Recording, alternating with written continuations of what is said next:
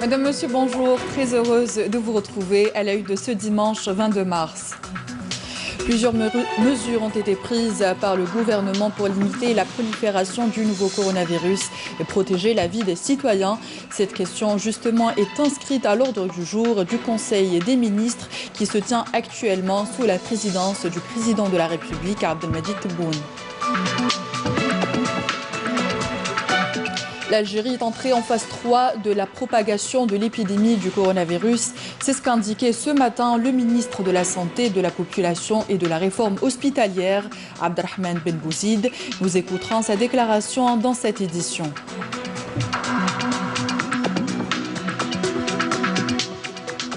Également dans ce journal, Alger au premier jour de l'entrée en vigueur du décret exécutif précisant les modalités d'application des mesures décidées par le président Tebboune. Des restaurants, des cafés ainsi que plusieurs magasins fermés. La majorité des citoyens conscients des risques semblent être restés à leur domicile. Et parmi les mesures prises pour assurer la couverture énergétique en ce temps de pandémie, le PDG de Sonalgaz, Shahar Boulakhras, a réaffirmé hier la suspension momentanée des procédures de coupure d'électricité et du gaz pour non-paiement de factures en cette période de crise sanitaire. Voilà donc pour les titres. Bienvenue à tous dans cette édition consacrée à la pandémie de Covid-19. Plusieurs mesures ont été prises par le gouvernement pour limiter la prolifération du nouveau coronavirus et protéger la vie des citoyens. Cette question est justement inscrite à l'ordre du jour du Conseil des ministres qui se tient actuellement sous la présidence du président de la République, Abdelmadjid Tebboune. Lors de cette réunion, le Conseil des ministres écoutera un exposé sur l'évolution de l'épidémie de coronavirus en Algérie et l'évaluation des mesures prises pour limiter sa propagation. Parmi les autres points qui seront abordés lors de cette réunion, l'adoption de l'avant-projet de la loi de finances complémentaire de l'exercice en cours ainsi que deux exposés, l'un sur la situation et les perspectives du marché pétrolier international, l'autre sur le plan d'action pour la numérisation de l'administration. Comme je vous le disais en titre, l'Algérie est entrée en phase 3 de la propagation de l'épidémie du coronavirus. C'est ce qu'a indiqué ce matin le ministre de la Santé, de la Population et de la Réforme hospitalière, Abdelrahman Ben Bouzid. Le premier responsable du secteur de la santé a précisé toutefois que la décision du confinement général relève des prérogatives exclusives du président de la République. On écoute ensemble le ministre de la Santé.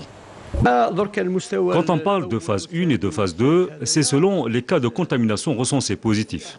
On parle de phase 1 quand il n'y a aucune contamination, mais on commence quand même à prendre les précautions nécessaires et informer les personnes avec une plateforme d'information. À la phase 2, il y a apparition de cas positifs en nombre réduit dans une seule région ou alors dans quelques zones où la contamination n'est pas très répandue. La phase 3, c'est lorsque la maladie se répand sur tout le territoire national. D'ailleurs, actuellement, nous avons 17 wilayas touchées par le virus, ce qui nous pousse à basculer dans la phase 3. On rappelle que le dernier bilan du coronavirus en Algérie fait état de 139 cas confirmés, dont 15 décès. La moyenne d'âge des décès est de 64 ans, tous souffrant de maladies chroniques. Le nombre de cas rétablis s'élève quant à lui à 22 cas pour l'heure. Le comité scientifique de suivi de l'évolution de la pandémie du coronavirus rend public quotidiennement vers 17 h un communiqué dans lequel il fait le point de la situation et rend compte de l'évolution de la situation toutes les 2 heures au président de la République. Et devant cette situation, le comité scientifique de suivi de l'évolution de la pandémie du coronavirus installé sur instruction du président de la République, Abdelmadjid Tebboune, a été élargi à d'autres spécialités. Les détails avec Badia Amarni. Le comité scientifique de suivi du coronavirus vient d'être élargi. Il est composé entre autres de spécialistes en épidémiologie et en infectiologie. Sa mission, suivre l'évolution de la situation épidémiologique due au Covid-19. Un bilan quotidien sera établi et rendu public pour informer l'opinion publique. Le comité regroupe le ministre de la Santé qui le préside, le ministre de la Communication, ma personne, porte-parole du gouvernement, et le ministre en charge des industries pharmaceutiques. Il a pour porte-parole le professeur Jamal Fourar, qui tous les jours fera une intervention sur la situation en vigueur dans notre pays, sanitaire en vigueur dans notre pays, dans les pays voisins, parce que nous avons beaucoup de nos compatriotes qui vivent ailleurs, donc ça nous intéresse le suivi, parce qu'il y a un échange de population, et on sait très bien que c'est par les hommes que se propage cette maladie.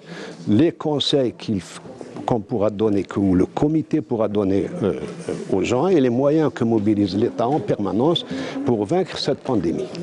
Des réunions quotidiennes sont organisées au ministère de la Santé, de la Population et de la Réforme hospitalière.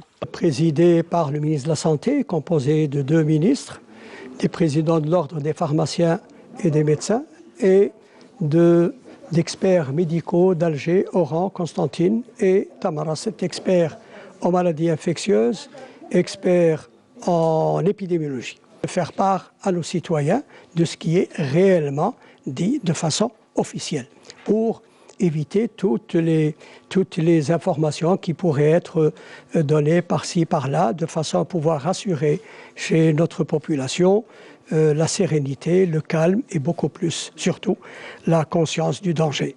Et ce danger est là, il est à nos portes et comptez beaucoup plus sur la mobilisation, la compréhension des citoyens dont je n'ai aucun doute sur la mesure qu'ils ont mise pour essayer de s'en conformer aux instructions.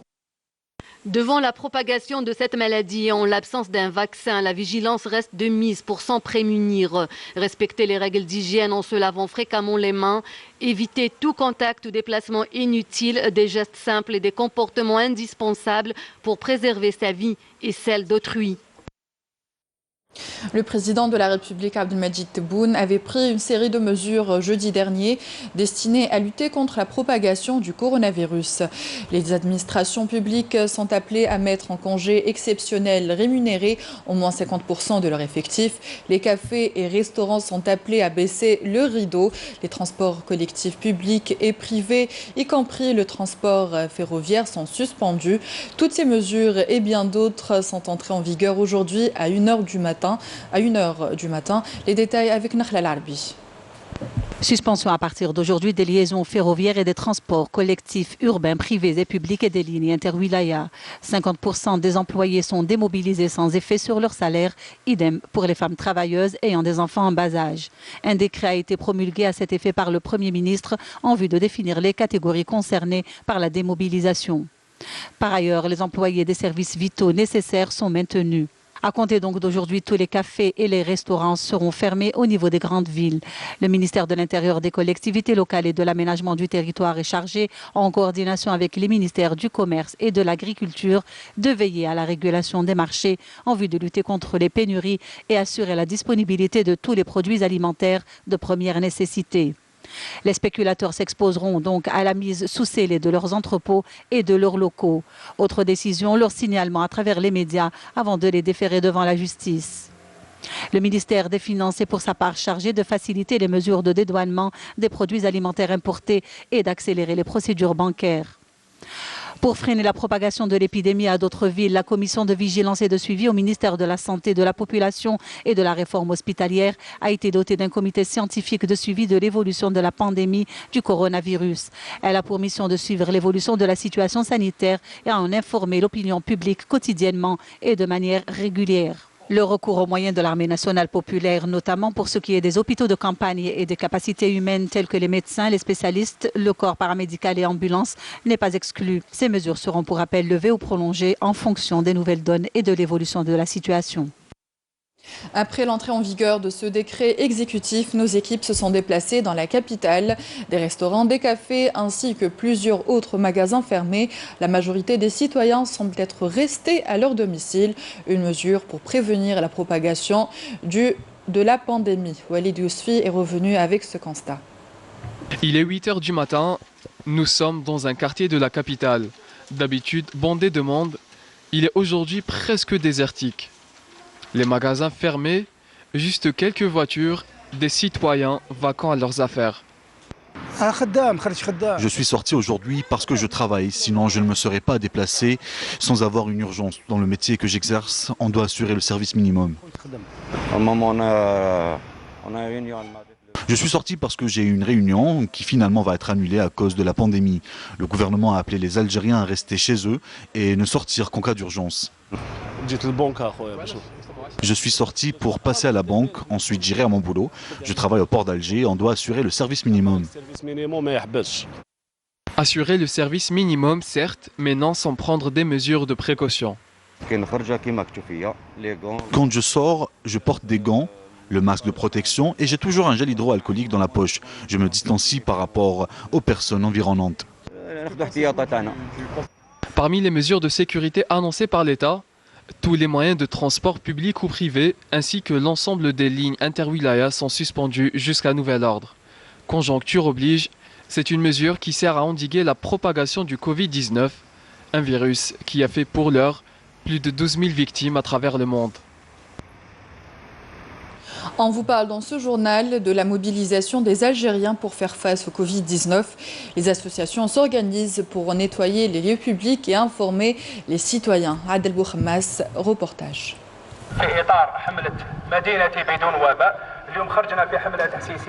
Devant la gravité de l'épidémie de coronavirus, tous les moyens sont permis pour sensibiliser la population. Même les plus traditionnels portent encore leurs fruits. Des cités fantômes, des enfants confinés chez eux et qui regardent par leurs fenêtres et leurs balcons les aires de jeu qu'ils occupaient avant, durant les week-ends et les vacances. Il faut dire que jamais une crise n'a suscité une aussi grande mobilisation. Al Raya, par exemple, citoyens, autorités locales et entreprises se sont unis le temps d'une campagne de sensibilisation sans précédent pour alerter la population locale quant au danger que présente le coronavirus. Tout en nous acquittant de notre travail de sensibilisation et de désinfection à travers les marchés et les quartiers, nous sommes prêts à fournir toute l'assistance nécessaire aux bénévoles et aux différentes associations activant au niveau de notre commune pour que nous puissions éviter la propagation du virus Al Raya. Nous avons choisi pour notre campagne de sensibilisation le slogan de « Ville sans pandémie ». Plusieurs campagnes de sensibilisation sont menées ici et là, mais nous devons faire preuve d'une grande coordination pour que ces campagnes soient efficientes.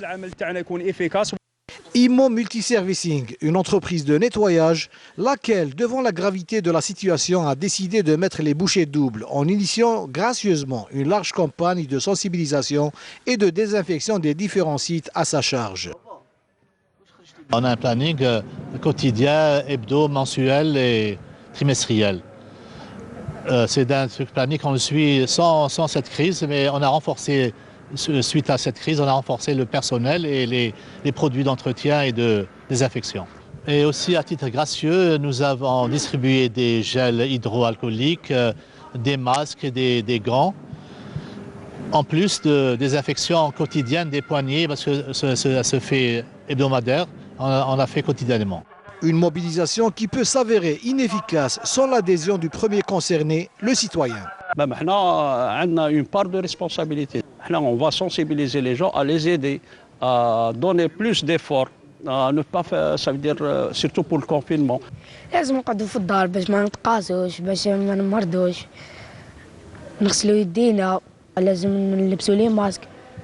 On va les aider avec l'initiative des habitants. C'est rester chez soi, il n'y a pas mieux. C'est la première des choses. Ça, on va les aider. On va les aider énormément. Garder un enfant chez soi, donc chose que... De grâce, restez chez vous. Un appel qui témoigne de l'impuissance de l'humanité devant un virus dont la propagation ne peut être limitée que par le confinement et le respect des mesures de prévention. En raison de cette situation exceptionnelle, les Canal Algérie vous accompagnent et consacrent aujourd'hui une journée ouverte dédiée à l'information et la sensibilisation sur la pandémie de Covid-19. L'accent est mis sur les mesures sanitaires.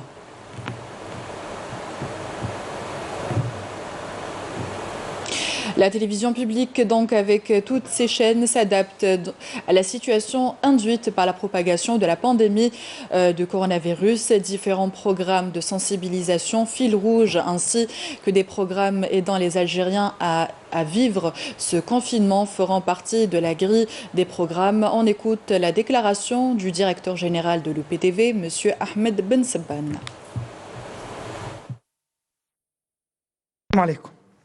قرر التلفزيون الجزائري بعد التشاور مع السيد وزير الاتصال الناطق الرسمي باسم الحكومة الأستاذ عمار بالحيمر ما يلي.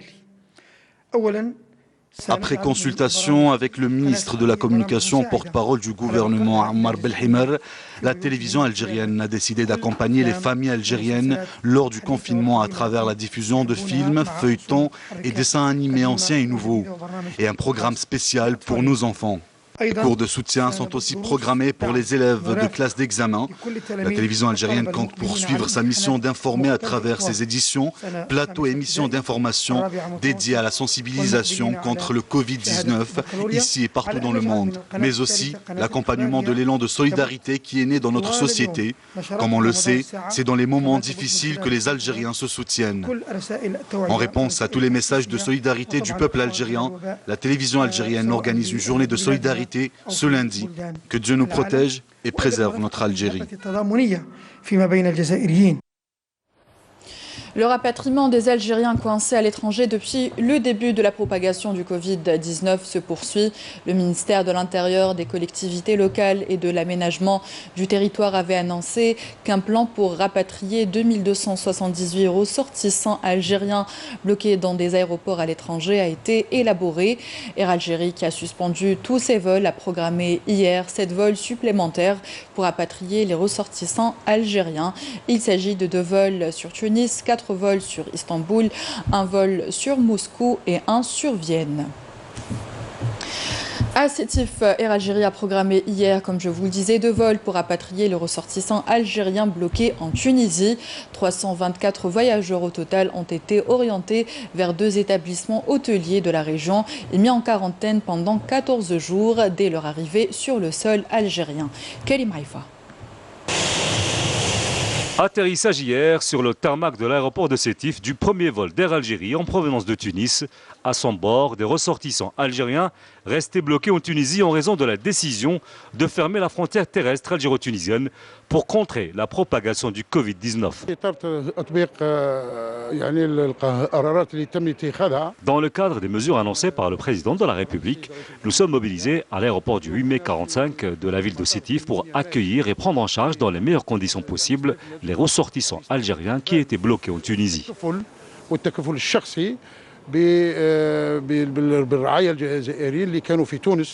Au total, 2 vols d'Air Algérie ont été programmés pour rapatrier les 324 Algériens encore bloqués dans l'aéroport de Tunis.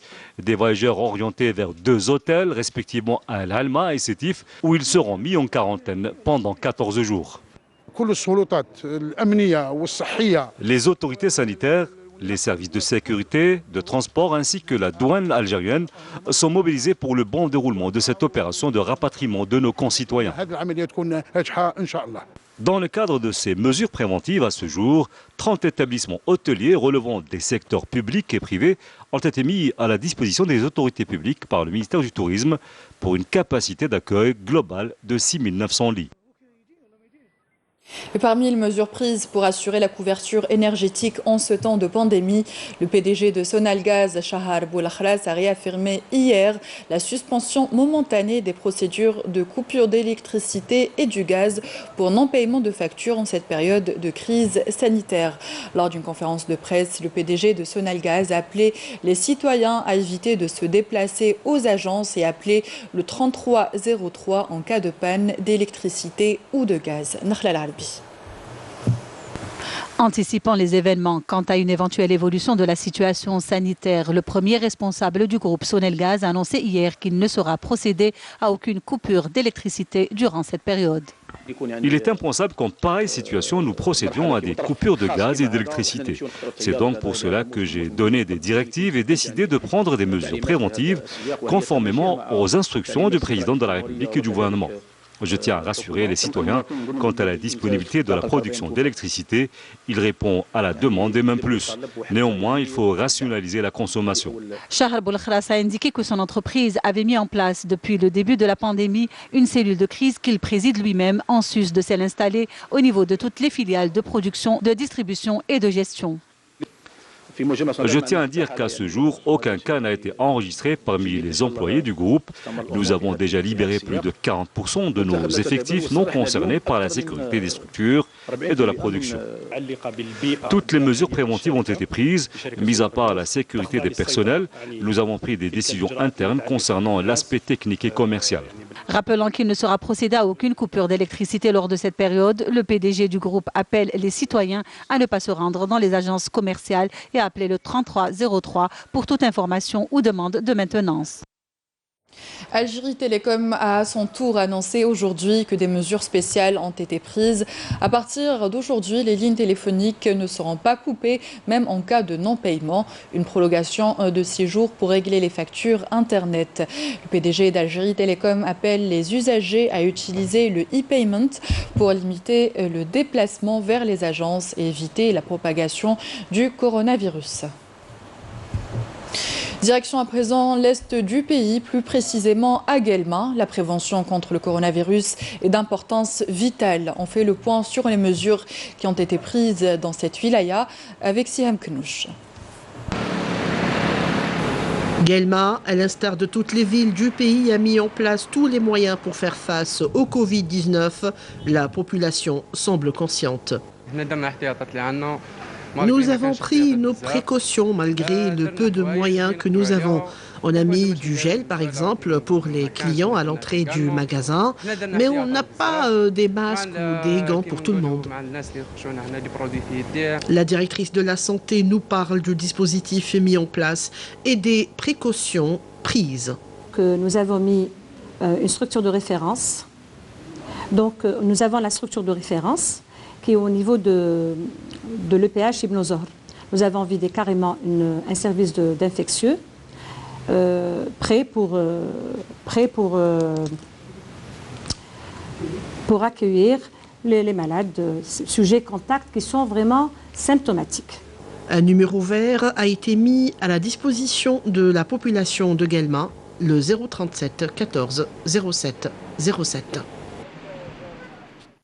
Le Covid-19 ne cesse de faire des victimes à travers le monde. Le bilan est effroyable. Plus de 12 000 décès. La solution préconisée reste le confinement des populations. La crise économique bat son plein. Des plans d'aide sont lancés dans certains pays pour faire face au ralentissement de l'économie. Un point de la situation avec Abdelmajid Benqassi. Plus de 900 millions de personnes dans plus de 35 pays dans le monde sont désormais appelées à rester chez elles par les autorités. La plupart font l'objet d'un confinement obligatoire. Les autres sont soumises à un couvre-feu et à des quarantaines ou à des appels non coercitifs à ne pas sortir de chez elles. Près de 300 000 cas d'infection ont été détectés à travers 165 pays et territoires à travers le monde, qui ont fait près de 13 000 morts. En tête, l'Italie compte 4 825 morts. La Chine dénombre 3 255 décès, l'Iran 1556, l'Espagne 1326, la France 562 et les États-Unis avec 278 décès.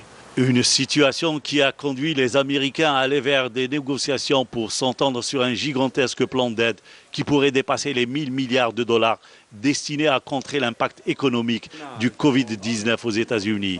Selon l'université Johns Hopkins, près de 22 200 cas de coronavirus ont été recensés aux États-Unis.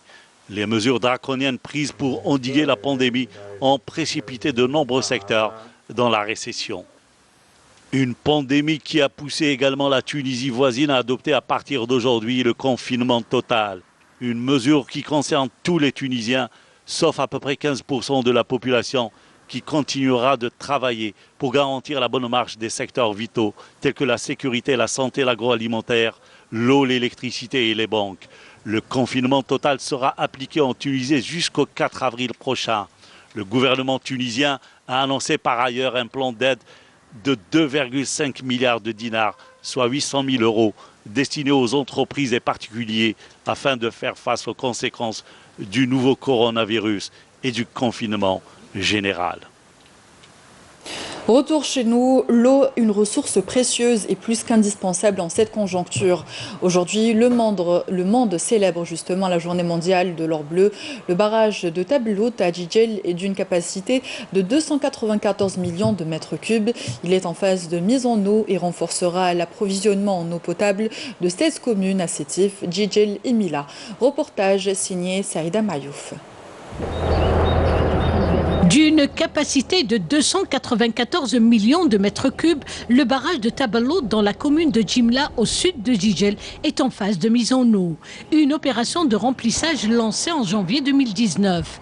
Il est à noter que l'ouvrage du barrage est totalement finalisé, mais l'achèvement de la mise en eau est tributaire de la fin des travaux en amont, à savoir les 2 viaducs de la pénétrante Jijel El Alma. Le barrage Tabelot représente un réservoir intermédiaire entre le barrage Eregen et le transfert Est Tabelot Dradis.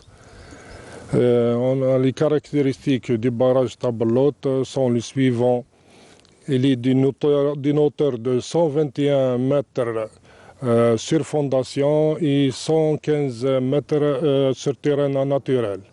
D'une capacité de 294 millions, il est classé 5e en Algérie. Il fait partie du grand système des hautes plaines sétifiennes. Il draine à peu près 402 km² de bassin versant, c'est-à-dire y compris les 133 km² interceptés par le barrage d'Eregen. Et toute cette infrastructure est destinée pour, en premier lieu, c'est-à-dire assurer l'alimentation en eau potable de presque 750 000 habitants à travers les 3 wilayats de la région, tels que Sétif, et Mila et Jijel.